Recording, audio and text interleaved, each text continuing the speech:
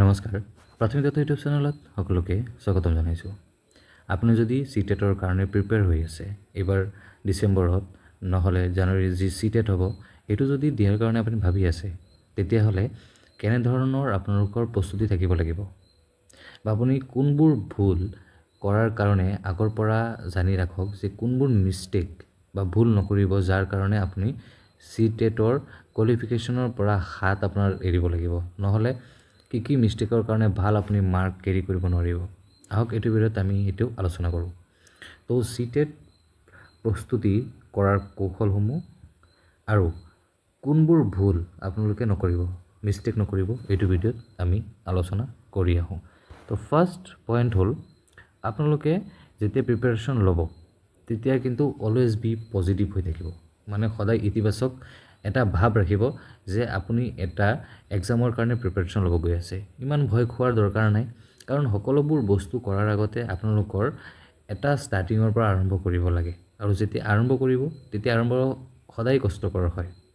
এইটো কাৰণে মনত অলপো ভাৱনা নাৰাখিব যে কি হ'ব, কেনেকৈ কৰিম বা কেনেকৈ আপোনালোকৰ কমপ্লিট কৰিব লাগিব, এক্সাম কেনেকৈ হ'ব, কেনেকুৱা ধৰণৰ হ'ব। সব বস্তু যেতিয়া লাহে লাহে আপোনালোকে প্ৰিপাৰেশ্যনসমূহ লৈ থাকিব, তেতিয়া অট'মেটিকলি আপোনালোকৰ চাব যে ক্লিয়াৰ হৈ থাকিব বস্তুবোৰ। আৰু এইখন ভিডিঅ'ত মই সেইটো বস্তুই আলোচনা কৰিব গৈ আছোঁ যে কোনবোৰ বস্তু আপোনালোকে মনত ৰাখিব লাগিব আৰু কোনখন বস্তু আপোনালোকে নকৰিলে ভাল। তো অলৱেজ বি পজিটিভ, আপোনালোকে সদায় এটা পজিটিভ মনোভাৱনা লৈ সদায় থাকিব, ঠিক আছে। ইয়াৰ লগতে আপোনালোকৰ try to understand the topic. আপোনালোকৰ যিবোৰ বস্তু আছে, CDPৰ হওক, LPৰ কাৰণে, পেপাৰ 1ৰ কাৰণে, আপোনালোকে যদি ট্ৰাই কৰি আছে যে মেথছৰ কথা কওঁ বা EVSৰ কথা, ছ'চিয়েল চায়েন্সৰ কথা কওঁ, পেপাৰ 2ৰ কাৰণে চায়েন্সৰ কথা কওঁ, মেথমেটিক্সৰ কথা কওঁ আৰু CDPৰ কথা কওঁ। মেইনলি যদি আমি CDPৰ কথা কওঁ, কাৰণ CDP ইয়াতে কিন্তু পেপাৰ 1 হওক বা পেপাৰ 2ৰ কাৰণে কিন্তু খুবেই বেছি ইম্পৰ্টেণ্ট, কাৰণ ইয়াতে আপোনালোকৰ 90 মাৰ্কছৰ কিন্তু CDP থাকে। তো সেইটো কাৰণে আপোনালোকৰ কিন্তু আণ্ডাৰষ্টেণ্ডিং পাৱাৰখন বহুত ভাল কৰিব লাগিব, আৰু সেইটো কাৰণে আপোনালোকৰ কি কৰিব লাগিব মই আগতে কৈ আছোঁ, ঠিক আছে। আপোনালোক প্ৰথমতে আণ্ডাৰষ্টেণ্ড কৰাৰ কাৰণে টপিকবোৰ চেষ্টা কৰিব ৰোড লাৰ্ণিঙৰ পৰা দূৰত থাকিব, মানে বস্তুটো মুখস্থ বিদ্যা বুলি যে কয়, ঠিক আছে। সেইটো বস্তু কিন্তু আপোনালোকে ৰোড লাৰ্ণিঙৰ কিন্তু মাথা নামাৰিব, আণ্ডাৰষ্টেণ্ড হোৱাৰ চিন্তাহে কৰিব, কেনেকুৱা ধৰণে আপুনি বস্তুবোৰ ভালকৈ বুজিবলৈ চেষ্টা কৰিব, ঠিক আছে। সদায় ইতিবাচক হওক আৰু মূল শিক্ষণ নহয়, ঠিক আছে, বিষয়টো বুজিবৰ চেষ্টা কৰক। নেক্সট আহি যায় আপোনালোকৰ সিটেট প্ৰিপাৰেশ্যনৰ কাৰণে কি কৰিব লাগিব, ঠিক আছে। আপোনালোকে হয়তো এইখন চেনেলৰ পৰা পঢ়িব, নহ'লে CDPৰ কাৰণে বেলেগ কোনো চেনেলৰ পৰা পঢ়িব। ভাল বহুত টিচাৰ আছে, মই ইউটিউব চেনেলৰ লিংক দি দিম, আপোনালোকে তাৰ পৰা চাব পাৰিব। আৰু ইয়াৰ পৰা সবচে ডাঙৰ বস্তু হ'ল যে কেইটামান কিতাপ পঢ়িব লাগিব, ঠিক আছে। কোন কিতাপসমূহ পঢ়িব লাগিব সেইটো আপোনালোকে জানিব পাৰিব, ঠিক আছে। কিন্তু এইটো টপিক এতিয়া আমি যেটো কৈ আছোঁ যে সিটেটৰ প্ৰিপাৰেশ্যনৰ কাৰণে কোনবোৰ ভুল নকৰিব বা কেনেকৈ ধৰণৰ প্ৰস্তুতি ল'ব লাগিব, ঠিক আছে। প্ৰথমতে আপোনালোকৰ যে যিবোৰ পঢ়িব, revise topics every single day.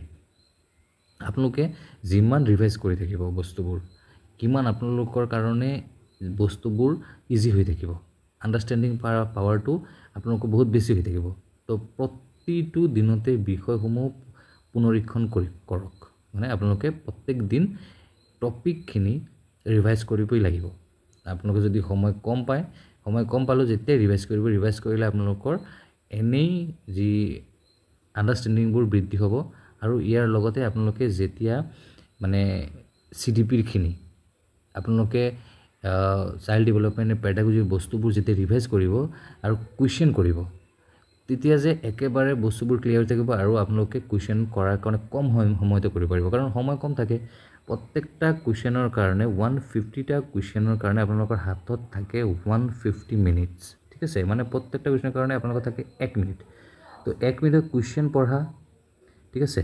কুৱেশ্যনটো পঢ়ি তাক আণ্ডাৰষ্টেণ্ড কৰাৰ পিছত 4টা অপশ্যন থাকিব, তাৰ ভিতৰত এটা কাৰেক্টখন চিলেক্ট কৰিব লাগিব।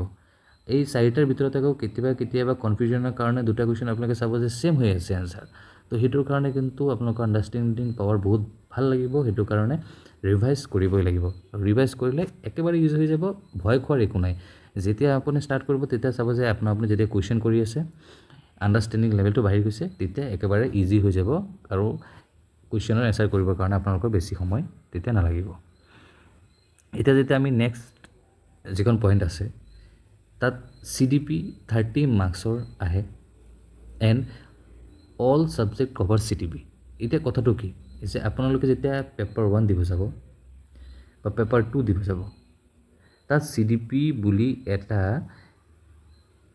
এক্সট্ৰাকে এটা থাকে 30 মাৰ্কছৰ কাৰণে ঠিক আছে CDP এই CDPৰ কাৰণে 30 মাৰ্কছ থাকে ঠিক আছে এইটো গম পালে এতিয়া কথাটো হ'ল যে এই যে 30 মাৰ্কছৰ ওপৰতো আৰু প্ৰত্যেকটাতে এতিয়া ধৰক আপুনি যদি পেপাৰ 1 লয় পেপাৰ 1 যদি আপোনালোকৰ যদি মেথছত 15 মাৰ্কছৰ থাকে ঠিক আছে EVSত 15 মাৰ্কছৰ থাকে পেপাৰ 2তো সেম আপোনালোকে যেতিয়া ল্যাঙ্গুৱেজ 1 কৰিব বা ল্যাঙ্গুৱেজ 2ত যাব ঠিক আছে তো ল্যাঙ্গুৱেজ 1 ল্যাঙ্গুৱেজ 2 দুইটাতে কিন্তু 15 মাৰ্কছত থাকিব কুৱেশ্যন ঠিক আছে প্ৰোজ পোয়েট্ৰি মিলাই পেলাই আপোনালোকৰ টোটাল মাৰ্কছ থাকিব 15 আৰু 15 মাৰ্কছ কিন্তু থাকিব CDPত তাৰ মানে আপোনালোকে যেটো সাবজেক্টতে ট্ৰাই নকৰক কিয় এই CDP কিন্তু আপোনালোকৰ মূল আহিবই তো এইটো কাৰণে টোটাল চাক ইয়াতে CDP 30 মাৰ্কছ আছে পেপাৰ 1ৰ কাৰণে 15 মাৰ্কছ আছে আপোনালোকৰ L1ত 15 মাৰ্কছ আছে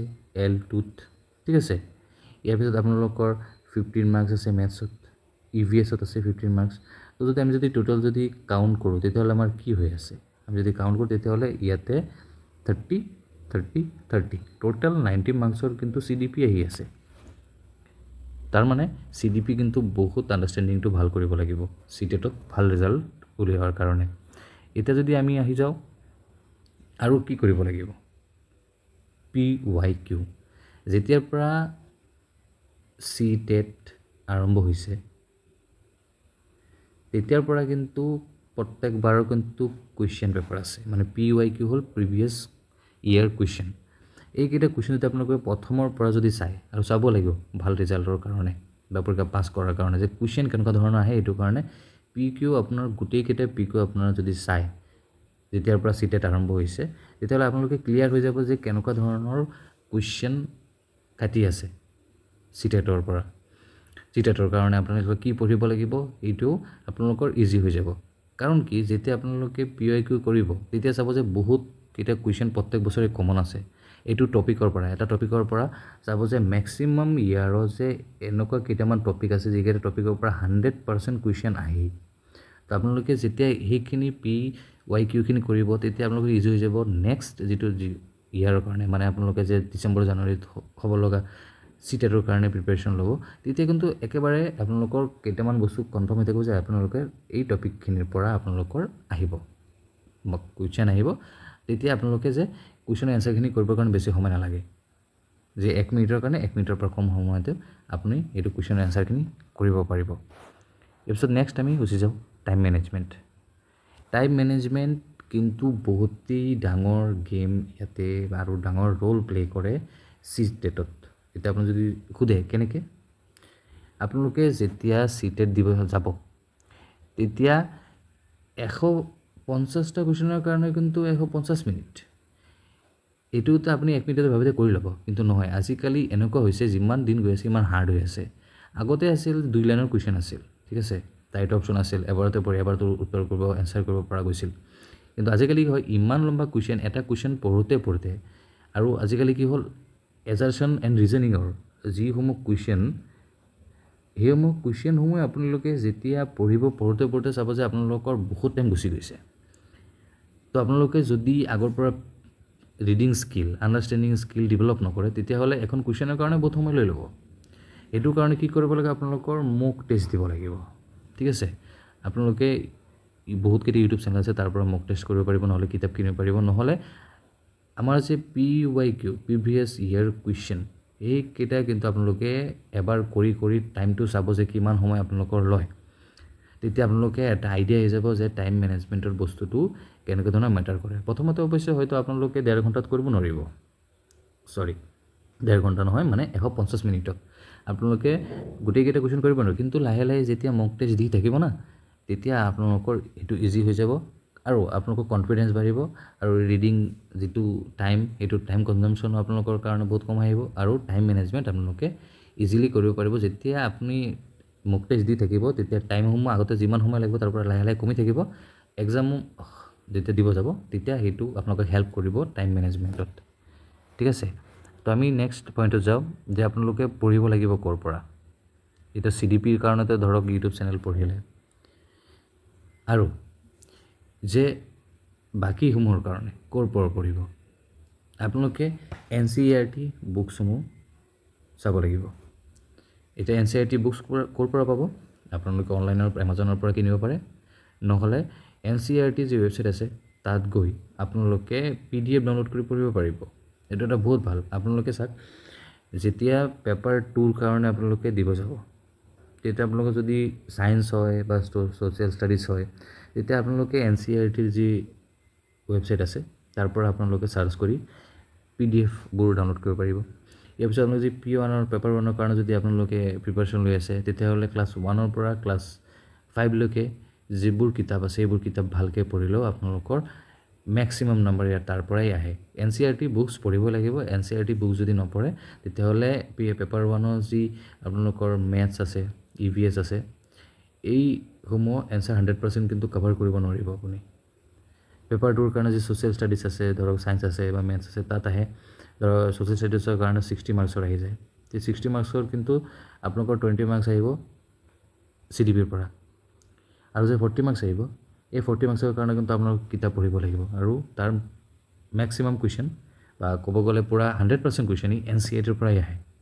আপোনালোকে যদি এই NCERT কিতাপসমূহ যদি 100% যদি আপোনালোকে যদি ক্লিয়াৰ কৰিব পাৰে, তেতিয়াহ'লে আপোনালোকৰ CTETত ভাল ৰিজাল্টৰ মাৰ্কছ কেৰি কৰাৰ পৰা কোনে আপোনাক ৰখাব নোৱাৰে। ঠিক আছে, এতিয়া হ'ল নেক্সট কথা হ'ল যে আপোনালোকৰ যে পঢ়াৰ সময়তে বেটাৰ ৰিজাল্ট কৰাৰ কাৰণে ট্ৰাই কৰিব যাতে ডেইলি এটা ফিক্স টাইম থাকে পঢ়াৰ কাৰণে। চবেই নিজৰ নিজৰ কামত থাকে, বেলেগ বেলেগ কামত থাকে, বা গৃহিণী মানুহ আছে বা বহুতে জব কৰা মানুহ আছে, তেওঁলোকে জব কৰি আছে বা অলৰেডি প্ৰফেশ্যনত থকা বেটাৰ জবৰ কাৰণে বা প্ৰমোশ্যনৰ মানে ধৰক LP পৰা UP জবৰ কাৰণে বহুতে ট্ৰাই কৰি আছে। এইটো কাৰণে বহুতেই কিন্তু পঢ়ি আছে সময় উলিয়াবৰ কাৰণে। কিন্তু এটা ডেইলি এটা এমাউণ্টত টাইম ওলাই পেলাই আপোনালোকে ডেইলি যদি নপঢ়ে তেতিয়াহ'লে কিন্তু আপোনালোকৰ অসুবিধা মানে হ'ব পাৰে। আপোনালোকে ডিপেণ্ড কৰে আপোনালোকে কিমান পৰিমাণে বস্তুটো আয়ত্ব কৰিব পাৰিছে। যদি ভালকৈ আয়ত্ব কৰিব পাৰিছে তেতিয়াহ'লে কিন্তু আপোনালোকৰ ভাল ফলাফল হ'বই।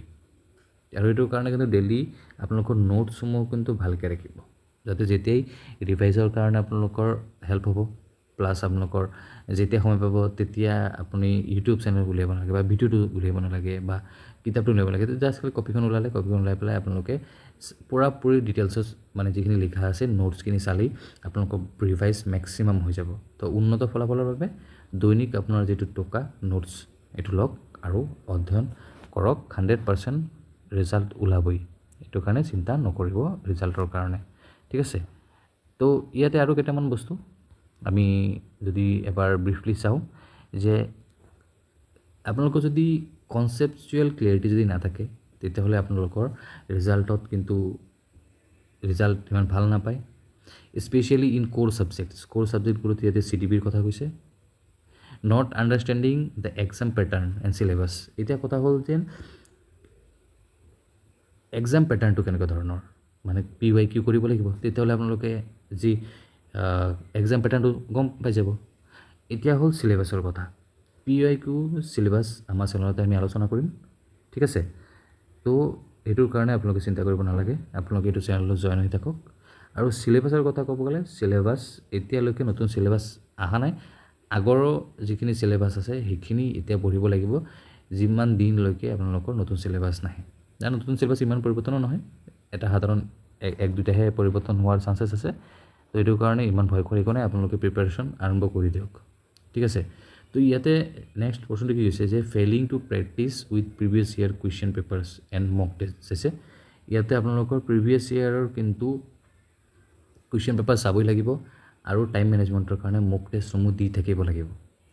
ঠিক আছে, টাইম মেনেজমেণ্টৰ কাৰণে কিন্তু আপোনালোকৰ এই দুটা কিন্তু বহুত দৰকাৰী প্ৰিভিয়াছ ইয়াৰ কুৱেশ্যন পেপাৰখিনি কৰা সময় মিলাই আৰু মক টেষ্টসমূহ দিয়া যাৰ ফলত আপোনালোকে টাইম মেনেজমেণ্ট কৰিব পাৰিব যাৰ ফলত যেতিয়া এক্সাম দিব যাব তেতিয়া ইমান প্ৰব্লেম ফেচ কৰিব লগা নহ'ব আৰু যদি এইটো নকৰে তেতিয়াহ'লে চাব যে এক্সাম দিব গৈছে টাইম মেনেজমেণ্টৰ কাৰণে আপোনালোকৰ মাথাৰো গৰম হৈ যাব এটা কুৱেশ্যনত বেছি সময় খাই যাব আৰু আপোনালোকে টেনশ্যনত আহি যাব টেনশ্যনত অহাৰ পিছত কি হ'ব এক্সাম বেয়া হোৱাৰ চান্সেছ বেছি থাকিব ঠিক আছে আৰু ইয়াতে আৰু এটা বস্তু making errors while filling out the OMR sheet তো OMR শ্বীটটো মেইন না আপুনি যেতিয়া এক্সাম দিব যাব তেতিয়া OMR শ্বীটটো যদি ভালকৈ ফিল আপ নকৰে তেতিয়াহ'লে আপোনালোকৰ মাৰ্কটো নাহে সেইটো কাৰণে OMR শ্বীটৰ যি প্ৰথম বস্তুবোৰ সেইটো ফিল আপ কৰা খুবেই দৰকাৰী ইয়াৰ পিছত আহি যাব যে 150টা কুৱেশ্যনৰ কাৰণে আপোনালোকে কি কৰিব লাগিব 150টা যে কুৱেশ্যন আছে এই 150টা কুৱেশ্যনৰ কাৰণে কিন্তু আপোনালোকৰ কিন্তু এই যে প্ৰত্যেকটা কুৱেশ্যন আছে 4টা অপশ্যন থাকে ঠিক আছে এই OMR ফিল আপ কৰিব লাগিব যিকোনো এটা এনচাৰ দিব লাগিব